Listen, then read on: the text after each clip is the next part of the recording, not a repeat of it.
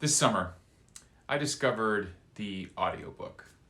Now, I don't mean that I didn't know about audiobooks before this summer, but I rarely, if ever, utilized them. Well, what I discovered was that audiobooks were available for free through the Broward County Public Library, and I've been hooked ever since. I began just listening at night as I went to bed and while I went on runs. But now, I found that listening to audiobooks has come to fill most any time that I'm not working or actively doing something with someone, or like with Amy or Hannah. In fact, I'm noticing that I'm managing to fill most every silent moment.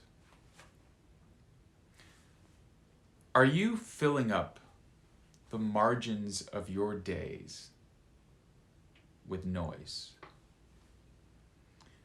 In our passage from Genesis this week, Hebrew scholar Robert Alter points out that we find the first instance of a common convention of biblical narrative when a speaker addresses someone and the formula for introducing speech is repeated with no intervening response. In other words, a speaker speaks, and there is conspicuously no response, and so the speaker speaks again.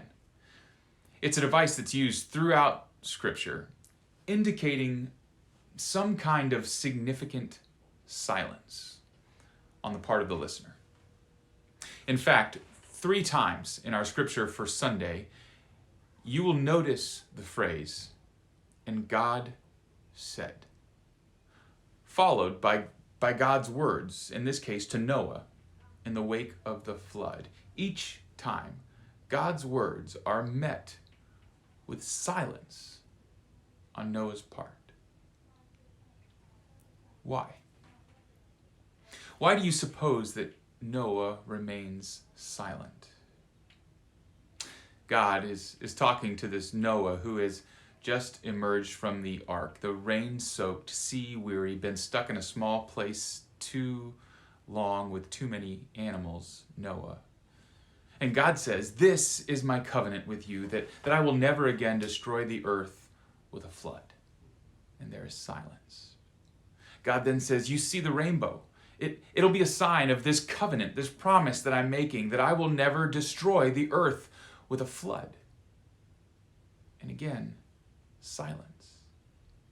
And finally, God says, there it is, the rainbow, this concrete sign that it won't happen again because I am a God who keeps promises.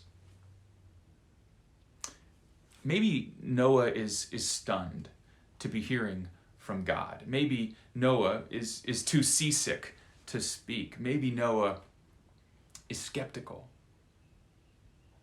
But no matter the reason, Noah's silence makes space for him to listen as God continues to speak. Silence, which makes space for Noah to hear the voice of God. As we begin this Lenten season, will we intentionally make space? Will we turn off the noise? Will we silence our own voices so that we might hear the voice of God, reminding us that He is a God of kept promises? I look forward to unpacking this and more together in worship this coming Sunday.